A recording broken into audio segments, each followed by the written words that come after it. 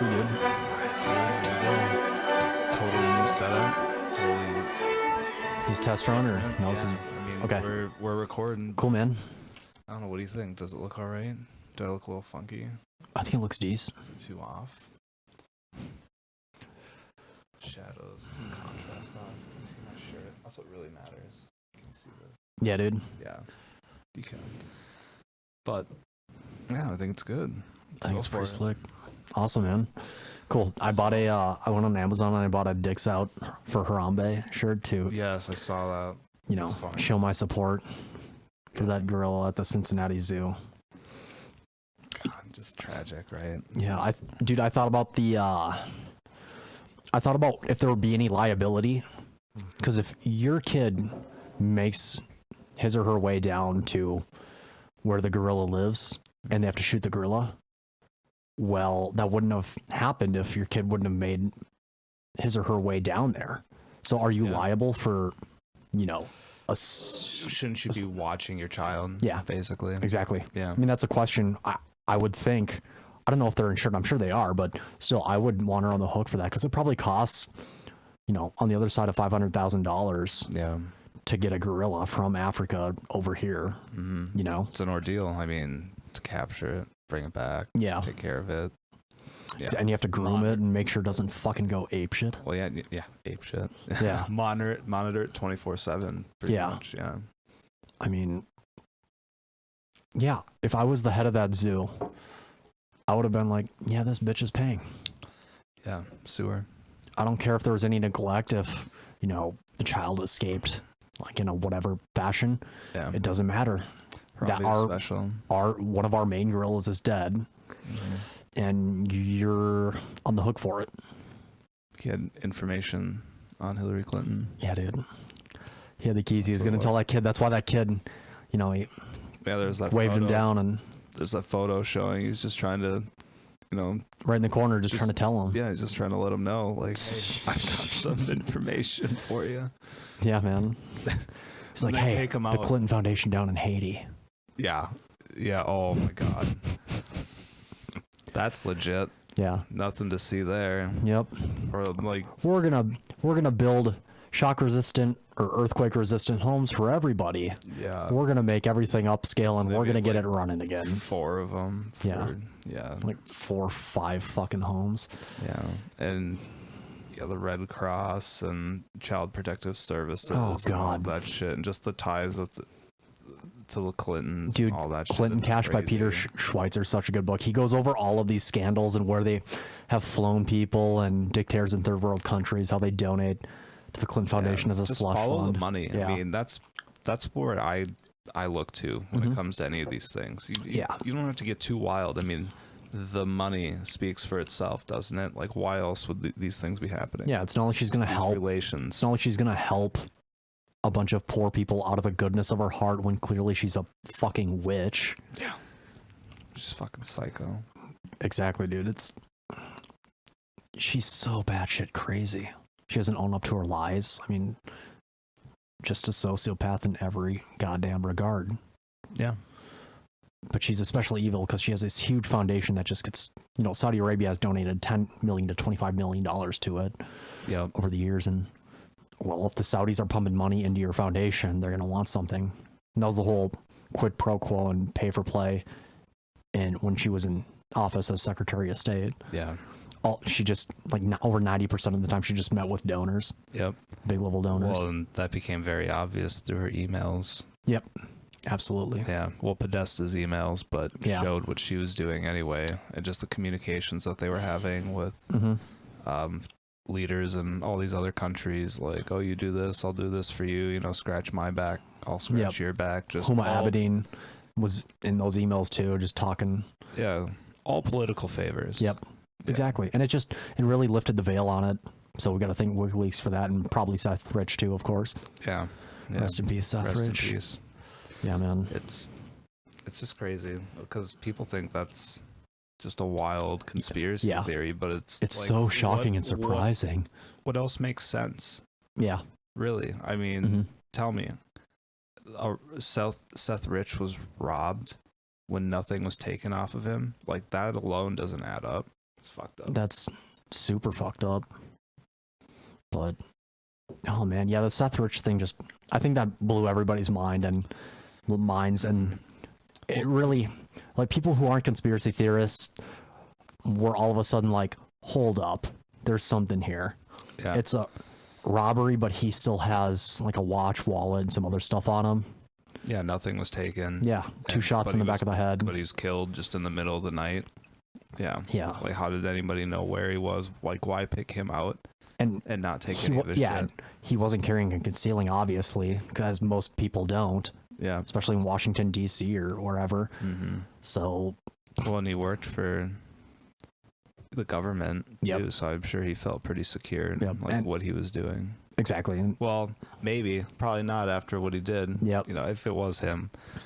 But most people don't know that data, because people think, oh, Russia took it. But they know that data was taken locally based on the transfer rate. Mm-hmm. I believe. That's what I read about it, at least. Yep. So the file was transferred onto a USB rather than being transferred over the internet. And that means that somebody internally leaked that information. Mm-hmm. So Seth Rich seems to be that guy, because he's the only person in the middle of all of it that ended up dying. Yep. And Julian Assange did pretty much everything he could except naming him. Yeah. He was asked by Sean Hannity when it was beneficial for WikiLeaks and Julian Assange to, come out with this information against Hillary back in 2016, 2017, mm-hmm. in 2016. And that's the cardinal rule of WikiLeaks, is you do not name your source. And they haven't recanted once, but he didn't name him, but judging from his paralanguage, it was Seth Rich who leaked that data. Yeah. Well, and at this point, even naming him, what's it going to do? Because he's dead. So it's not like mm-hmm. you're going to kill him again. Yeah. So I think he was just trying to stick true to what WikiLeaks is, but also say, people take great risks. I mean, that's what he said. Yep. When they give us this information. Pretty much. So it's crazy to think, that's how we see it. But there are a lot of people that see it as WikiLeaks is evil. All of this shit's, Russia this, Russia that. It's corrupt as hell. It's like, it's kind of just people fighting for freedom. Ultimately, freedom of choice, freedom of speech, somebody seeing that somebody's corrupt doing something, and within your own party they leak information, and that's how it gets out. But you don't want that to be the narrative, that it was an internal leak. You make it, you were hacked, you were a target of this, so then you get a pity party going, and all of a sudden you have people voting for you because it represents something different, rather than you looking weak, you're looking like, you're at battle and you need to gain support from everybody. Mm-hmm. So you're kind of like a leader, and that's really how people look at Hillary, is like a leader, when really she's the most corrupt person in my eyes, just obviously. Absolutely. And you can tell the media really shows its hand by not talking about what was in the content of the hack. They talked about, this person was hacked, this person was hacked. Well, I think the more interesting and intriguing thing is what were in those emails. Yeah. And it, like I said before, it just lifts the veil. Yep. And they don't want you to look at that. Exactly. And oh man, WikiLeaks, they haven't recanted in their entire existence. Well, and they never denied that any of those were mm-hmm. falsified. And even Google confirmed, like, yes, these are those emails. And we of course heard nothing from Podesta. No, he's just in the shadows once more. Yeah, and I think I can't remember if it was Assange or who said that Podesta had one of the easiest passwords ever. I think it might have been Password or something. Yeah, like that's fucking hilarious to me. Yeah, and it's funny how that happened. All he did was click a link in one of the emails he got, I believe, mm-hmm. and it just allowed you to get in. That's ridiculous. Easy as that, and then downloaded all of his emails. Just it sounded like a real simple operation. Like it almost seemed like something that would happen in a movie. Mm-hmm. The way it's described. Yeah. Somebody just kind of snuck in, did their thing. It wouldn't even have all the information. If it was a movie like Password Swordfish or whatever, that movie where there are a bunch of hackers, it's like John Travolta, Hugh Jackman, Halle Berry. But anyways, they try to do this very sophisticated hack, and that'd be funny if that was made into a movie and you just click the link and then the movie's over. Like the main character just clicks the link. That's it. And then yeah, for sure, dude. Yeah, I've never seen that. Let's check that out. Oh, dude, it's pretty good. I think it was made in 2001, 2002, but it's decent. You get to see Halle Berry's boobies in it, so I mean, I'm always stoked to see it, man. I'm missing out. I can't believe I haven't seen that. Yeah, but that, oh man, hacking, cyber warfare.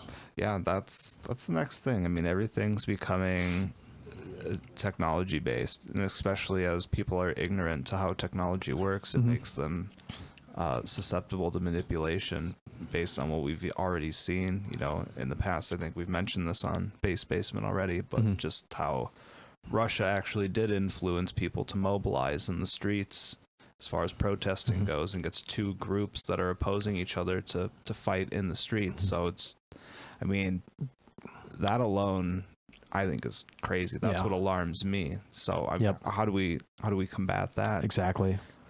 I think we don't give so much of a shit about everything. I think that's part of the issue, is people get way too serious about all of these things and just get up in arms, and people are dying, I guess, is what the argument always ends up being. Yep.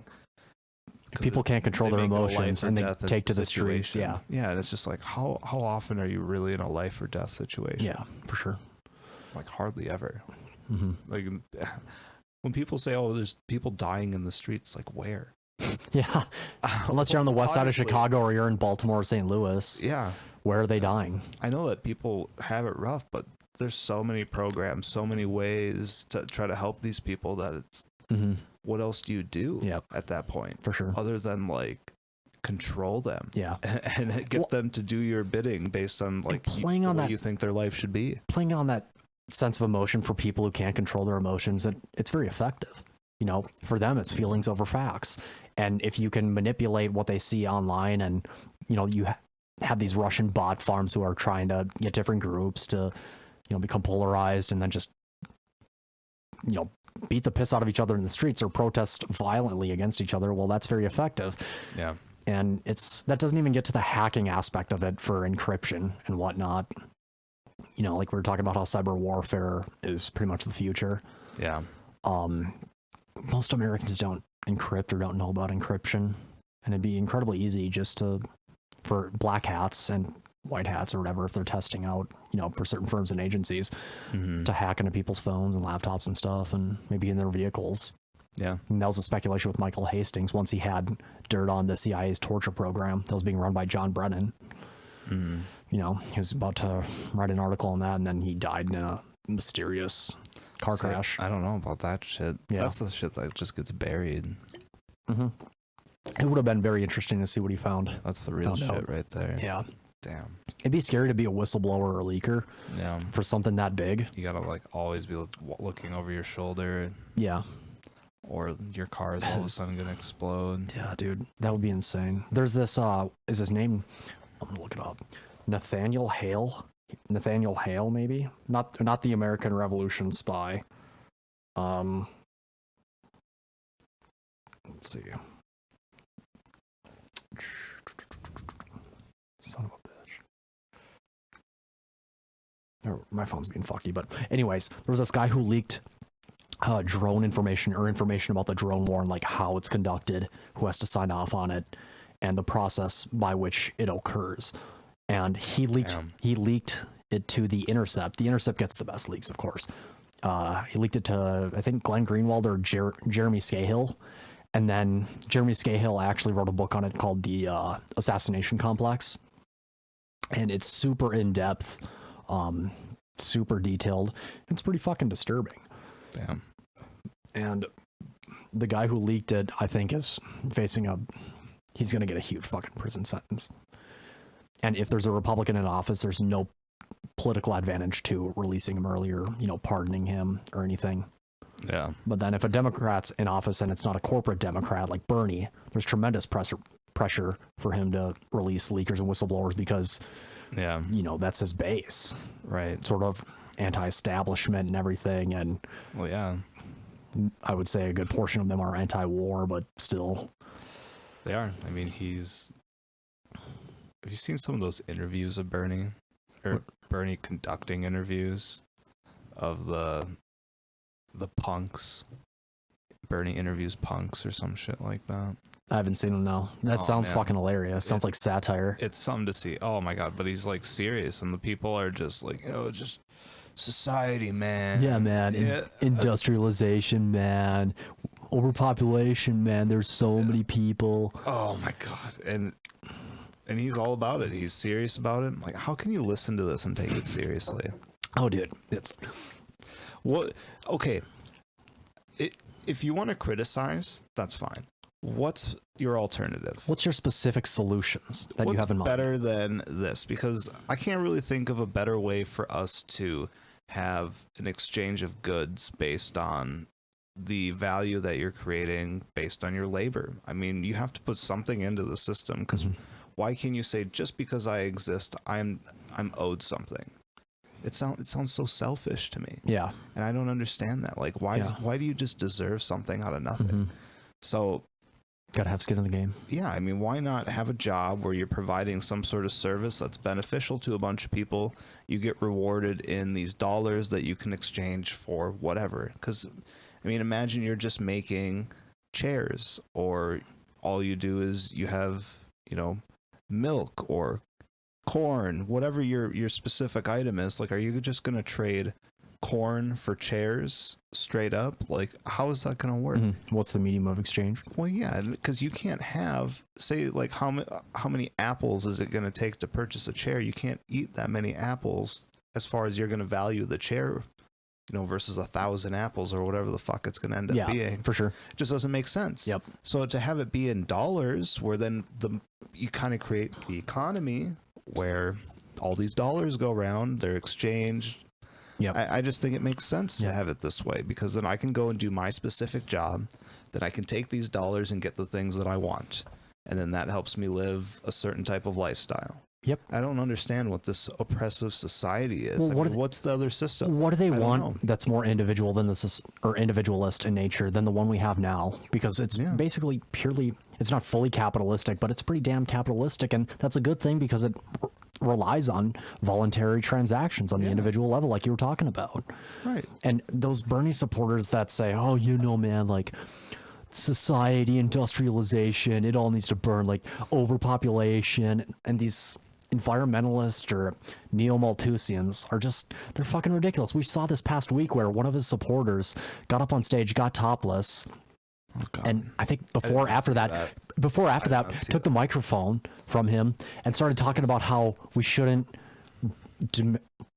farm cows or get milk from cows or some other shit. Like, she was going the veganism route and I think advocating for veganism, and he tried taking the microphone from her, but she got the mic, and then they cut her mic, and then security guards took their generous time getting up stage, and they finally. But that just goes to show you how batshit. Now, just let them titties air. Yeah, for sure. But it's a different kind of batshit than Trump supporters.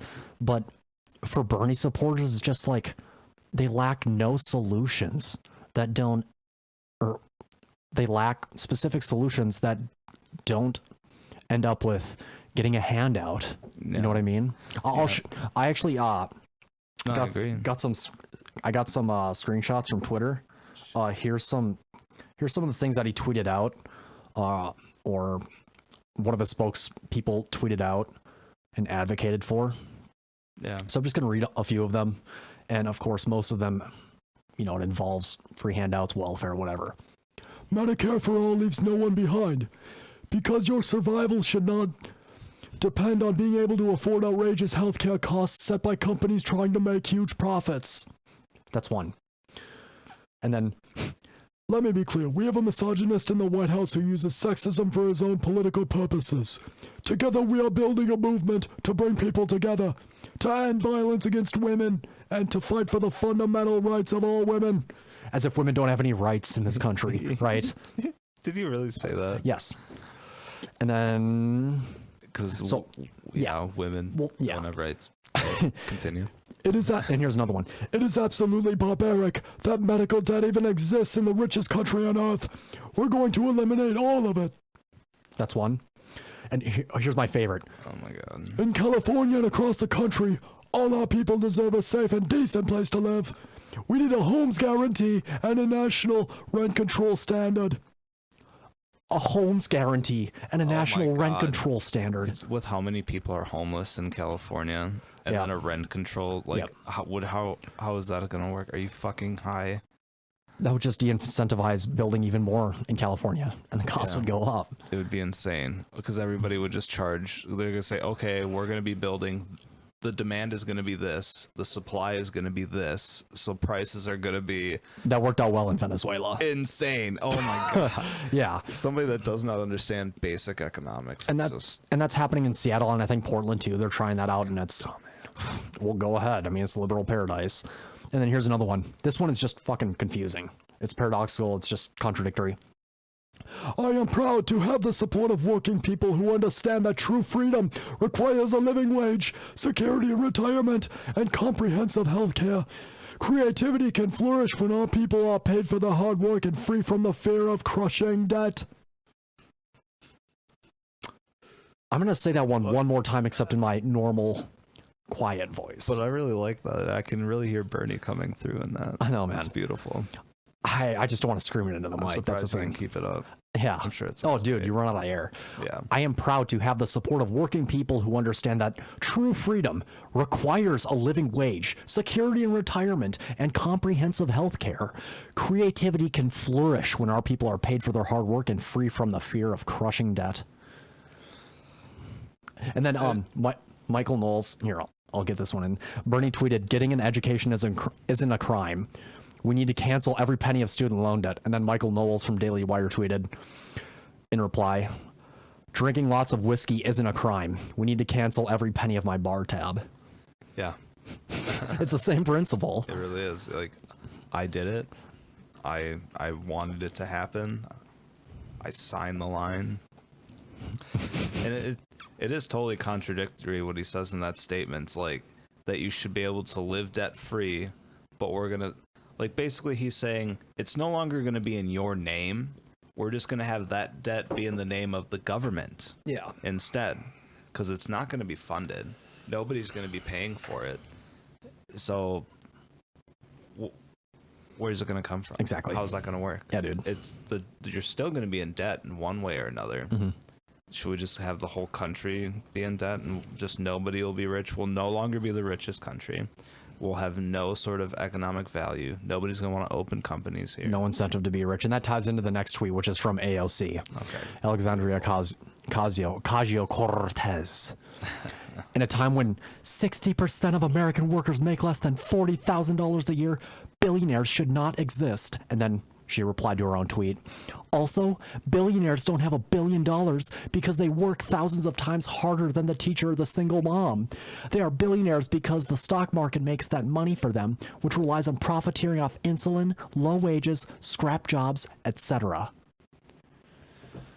So that's what we're dealing with. So everybody that's made money has made it off of insulin and and drugs. Apparently, Jeff Bezos. Yeah, never mind that he worked probably night and day, 24/7, creating Amazon, Bill Gates too, dropping out of college. Yeah. I'm sure Bill Gates' parents were super fucking happy when he dropped out of college and said, hey, I'm going to revolutionize the software industry, the computer industry, whatever, the IT industry. Out of a garage.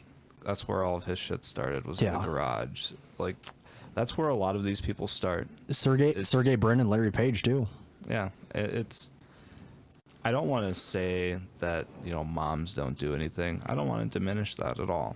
It's obviously hard work. You can consider it a job, but why are we trying to compare it to guys that are literally, shaping the future of, just society in general? I mean, Amazon, think of how much that's changed. Like deliveries to your doorstep in a couple of days. And she probably tweeted. That's huge. Yeah, she probably tweeted that. Well, she and Bernie tweeted all those things from a phone, which Apple, I'm sure, Apple made them. Yeah, these billion-dollar companies created this shit. Exactly, Apple, Microsoft, and... Mm-hmm. Well, and the reason they're billion-dollar companies is because we all bought their shit. That's the thing that really bothers me. Such a great product that they just brought it to market. Anybody that goes to Walmart, you're supporting it. Do you hate Walmart?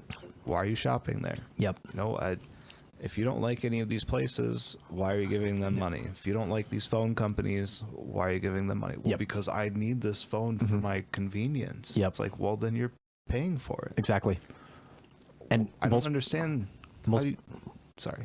Oh, dude, yeah, I don't get it either. It's kind of confusing. Well, another thing that confuses me is when people say, oh, we should shop at mom and pop shops and like local businesses and stuff because Walmart's evil. Well, Walmart employs a fuck ton of people on the lower end of the socioeconomic ladder and they're benefiting them. Yeah. It's the same situation. I mean, you're going to help anybody, whoever you bring your money to, any business owner, employee, whatever, that's employed by that particular company you shopped out of their store you shopped at. So it doesn't make any sense. Yeah. I mean, I'm okay with having these big companies as long as we don't let them get away with crazy shit. And I feel like we do a pretty good job of keeping tabs on. Definitely. On these unless companies. It's Dow, DuPont, or Monsanto, and then those fucking... Well, unless you're backed by the government and protected through all sorts of regulations that way, and you're never in the spotlight. Yeah. You're one of those companies that you make your money without having to be advertised. Because I don't ever see DuPont commercials. Yeah. Right? Yeah. And I don't ever hear about them in the news. So somehow they can just keep hush-hush with everything that they do. Yeah. I'm sure that you can go find news on them, but you never hear about it in the mainstream. Oh, no. They keep it under wraps. I'm sure they pay a lot. I know Monsanto, or formerly Monsanto, I think it got bought out by Bayer, German company. Yeah. Monsanto had lobbyists in all of Congress. Obama appointed the head of the FDA, his head of the FDA, and he worked for Monsanto. Yeah, I remember that. You know, they're everywhere, and yeah, it's scary to think about that all those movies like Aaron Brockovich and I think Dark Water, the new one with Mark Ruffalo, they talk about, you know, pollution and shit. It's weird how many stories like that really aren't getting told, that maybe they haven't hit headlines or it's going to take a few years or something like that. Afraid of getting slandered, libel, whatever, but yeah, it's messed up. That sounds familiar. Just the early 20th century and what all those companies did. Jesus Christ. Companies that started out with noble intentions making certain products and then hear about all the pollution and... Yeah. I mean, I guess there is a line that needs to be drawn somewhere. Yeah. But these companies are doing it on their own based on the way people are responding. Like, vote with your dollars. If you don't like what a company's doing, like, be vocal, express why, and don't shop there, because they will change real fucking quick if all of a sudden their bottom lines are being hit. Or if they're ever down from the year before, that's a big motivator for any company, because they want to be above where they were before. They want to keep growing. Yeah. So definitely, if any company's doing something, just say, this is what's up. I mean, we see it all the time. Companies changing because of this or that. And they do voluntary recalls too. Like Johnson & Johnson, I think, did that with baby powder a while back or something. Oh yeah, that whole fucking and products thing. have gotten safer over the past century too. I know doctors and dentists used to use like this teething powder for toddlers that had mercury and products that had lead arsenate in it. That they're pretty sure they correlated it to poliomyelitis, polio, not necessarily the polio virus. In late 19th, early 20th centuries. I had no idea. Yeah. Well, some guy was experimenting and breeding different types of moths, I think, in, I want to say late 1800s, Massachusetts, and they got out of hand and they started eating away at all the trees. And then they started spraying lead arsenate, or lead arsenate-based pesticide, and it would adhere to the leaf, so it was an adhesive pesticide that just didn't easily come off. And then... yeah, it was just fucking crazy. In 1894, there was this Rutland, Vermont thing, this thing that happened in Rutland, Vermont. Everybody thought it was a virus that killed a bunch of people and left a bunch of people paralyzed, but many things, not just the polio virus, can lead to poliomyelitis. And so, they pretty much narrowed it down to the lead arsenate that people were eating because it was on fruits and vegetables and shit like that. It also affected like animals. Wow. It's pretty fucked up. I just read a book on it. It's weird. I had no idea. But that's fucked up. Yeah, and they used to have lead in gasoline too. Right. Because the effects of lead weren't readily understood, I think, in a more scientific and detailed manner. Right. And lead, of course, is a neurotoxin, and people at these factories on the East Coast in the early 20th century were just going crazy and fucking killing themselves and shit, and like screaming, like laughing maniacally, crying, and they would jump out of windows and stuff. And jeez, yeah, because lead, I think it accumulates. It doesn't just sit for a certain amount of time, then get out of your system. It actually accumulates, and then right. So it's not obvious right away. Yeah. And then all of a sudden it hits you. Yeah. But that would be a pretty wild world if we brought back leaded gasoline. Oh my god. Yeah. I mean, if plague doesn't take us out, that's certainly going to help. I didn't realize what the side effects were. Yeah, I mean, it's crazy where we're at today. Yeah. And I think every home made after 1986 is good in terms of the paint, not having lead paint. Because I think that's when they implemented the ban or whatever. But yeah, just flaking off paint, houses made before that date or whatever the date is. I think it was 86, but not entirely sure. Just the flakes coming off paint or old walls and whatnot, wallpaper. If you breathe that shit in, like, fuck. Yeah. I mean, we don't know how good we have it. Yeah. We really don't. No. I mean, it's... Now it's almost too overbearing in terms of, like, watchdogs and not saying a company can do this because this might harm somebody, but it's unlikely or something. I don't know. And that translates to more regulations that are just ridiculous. Yeah. The book Government Bullies by Rand Paul really goes into depth about the abuses of the EPA. Yeah, the regulations. It's so hard for any sort of entity to just say, you know, this is the way it needs to be. Because, yeah, exactly. In Government Bullies, where the EPA can just come in and say, this is a wetland. Yep. And because a bird might fly 12 or 13 miles and drop a drop of water on that land. Yeah. It could, under those broad strokes of legislation or whatever regulations, that you could declare it a wetland that way. And the main case in Rand Paul's book, Government Bullies, is about John Paz guy who just put dirt from one end of his land to another and filled it. Yeah, it was all his own property. Exactly. All on his own property. Yep. And he just got... And there was a stream somewhere, like, off of his property. Yeah. But that was within distance. Yep. That said, you know, now we can come in. Fled communist Hungary, I believe, in the 80s or whatever, came to America. Yeah. Worked his ass off, accumulated land, and then just got railroaded by the EPA. Yeah. Just bullshit. No, it's just ridiculous. It's so frustrating to read about that because that story made me angry. And Rand just keeps bringing it up time and time again, pretty much word for word, sentence for sentence, because it's indicative of what the EPA can do. The EPA really is its own separate government that can infringe on people's property rights and not have to really answer to anybody. Well, yeah, because it's just kind of it's got its own little branch out here with its own set of rules, and it does its own thing, and then to fight back against it costs you so much money, because you did go over a case where some people were fighting back, but it took them years, and I think it took them at least over $1 million. Yeah, deep into seven figures. I mean, that's crazy. It's insane. Who's going to be able to do that, to fight against the government with that sort of money? It's only going to be somebody that's rich. So if the government's going after somebody like the guy you mentioned before, somebody that, you know, is an immigrant, what does he have? He only has what he's earned since he got here, and you're going to take all of it from him? Exactly. And that's exactly what they did. It's terrible. Pretty much. I just read that Freedom of Economic Education article, fee.com or .org, that article about the FDA just deregulated the cherry pie market because certain pies have to have a certain weight or percentage of cherries in them and whatever. It's just so goddamn ridiculous. Yeah, I didn't either. And then I thought it was The Onion, honestly. I thought it was satire. Yeah, it's like they really say, this is how many. Yeah. Yeah. That's so dumb. It's ridiculous. And it's dumb that people in suits and ties and uniforms or whatever can, with a straight face, enforce those stupid regulations and laws. Yeah. Like, it is... Think about that. You walk up to a family that doesn't have, or a bake or something like that that's running a small business that doesn't have the proper amount of cherries in their cherry pies.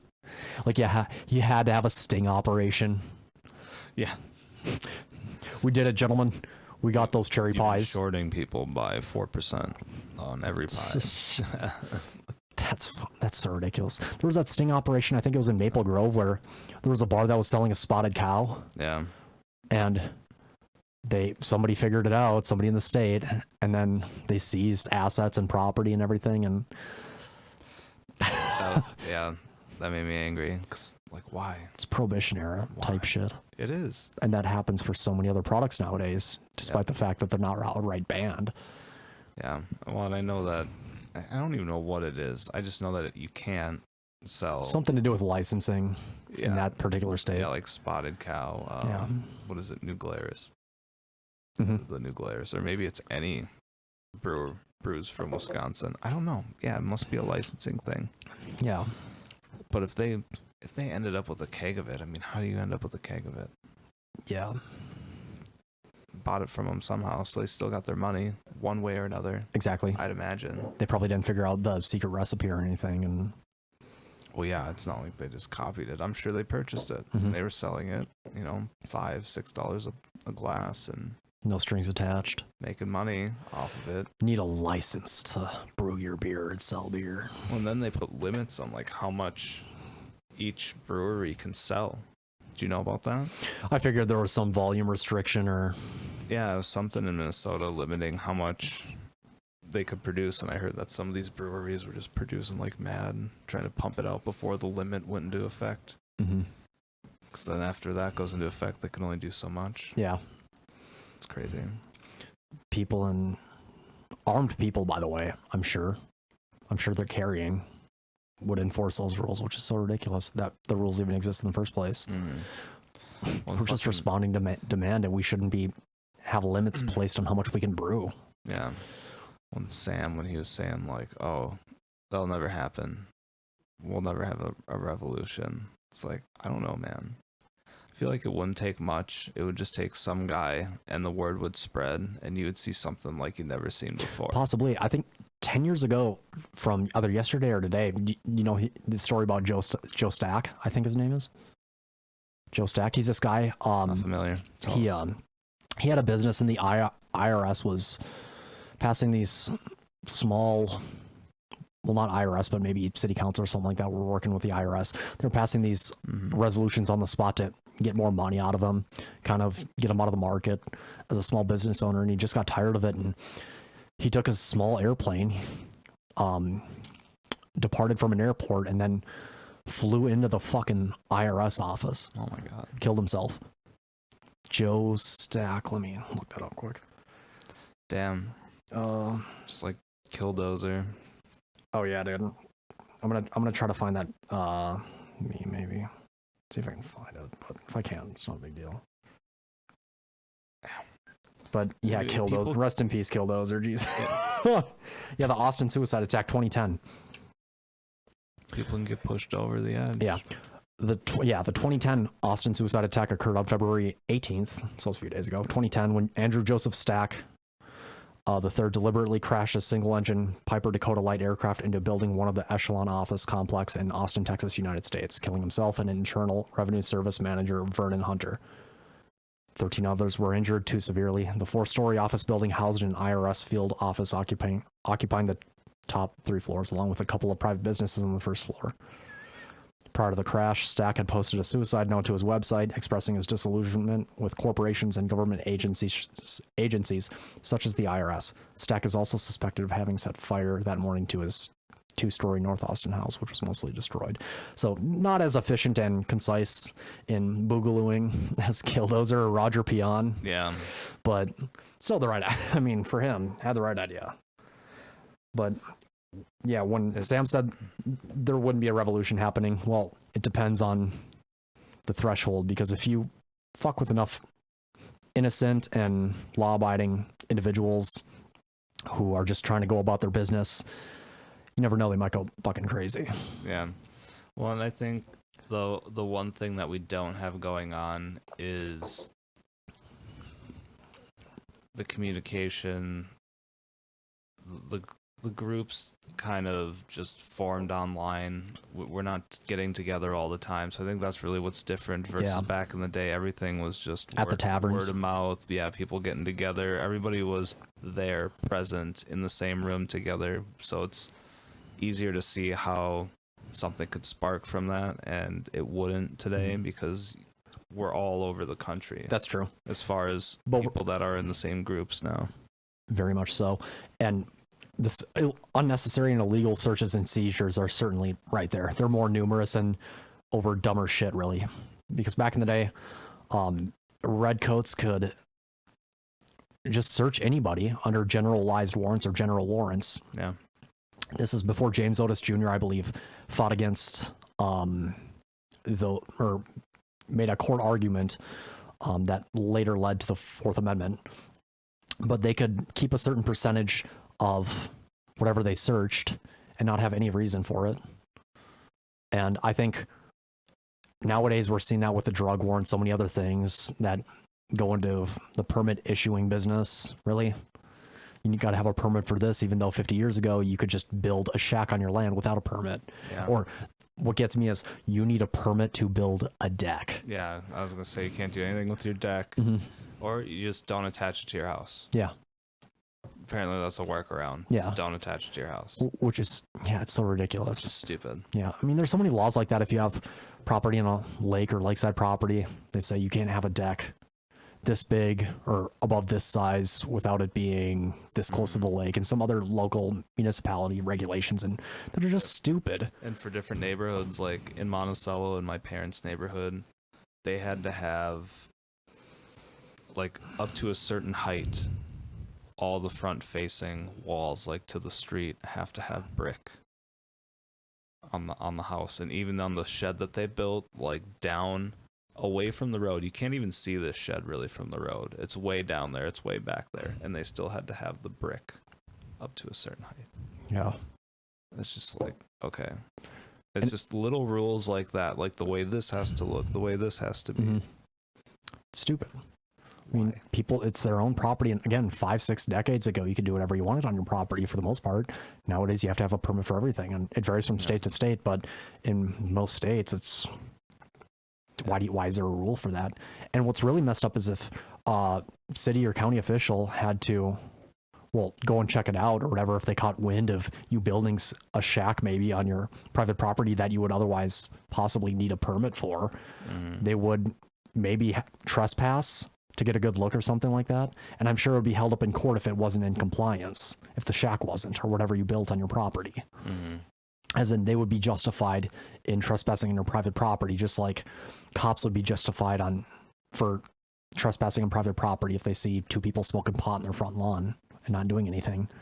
They could kidnap those people if they tell them to get off their property, and the cops would probably draw their firearms. I would say if two people who are completely innocent are just smoking cannabis for recreationally or medicinally, and they told the cops, get off our lawn or get off this lawn, the cops wouldn't just leave. No. They would continue trespassing, but it's not trespassing if, you have a badge and a uniform.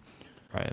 And if they take those people away because they don't want to pay the fine, or they don't want to be fined, then it's kidnapping, but it's not kidnapping because the uniform and the badge. You're wearing a special costume, and you have special pieces of paper that make it different. Yep. You're not pirates. Yep. Not extortionists. You guys are just trying to protect society from these completely innocent pot smokers. It's amazing to me how much like they are exactly like pirates. Oh yeah. In a way. I mean, they're under the guise of they're keeping us safe. I mean, you can call them, I'm not going to say that they're not helpful, because they can do helpful things, absolutely. You bet. But just when you look at it in a certain way with some of these things, extortion, the way they get money. They're road pirates. I mean, they'll just pull you over for any random little thing and say that you owe me this now. Yep. And rather than taking it from you right then and there, which they do in some states. And sometimes they do, yeah. They'll just take money right off you, or they'll just say, you owe us by this time. Like, it was so dumb. I got a parking ticket because I didn't move my car out in front of my own house for 24 hours. It sat there for over 24 hours. I shit you not, and I got a ticket. And the only reason they know that it sat there for that long is because it snowed while it was sitting there. Mm-hmm. So then they know, okay, well, it snowed at this time. This car obviously hasn't moved. So then I get a ticket. I tried to pay it over a week after it got issued to me, and it said, oh, pay online. It'll be ready to be paid for within 48 hours.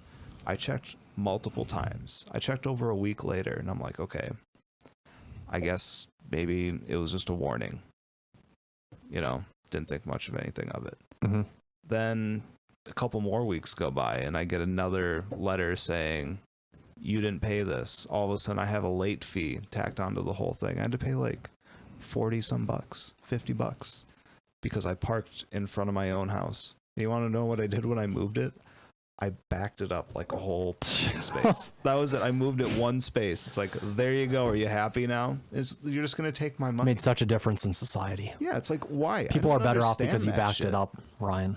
Yeah, it makes no sense. It's not that I don't move it. How much was the ticket?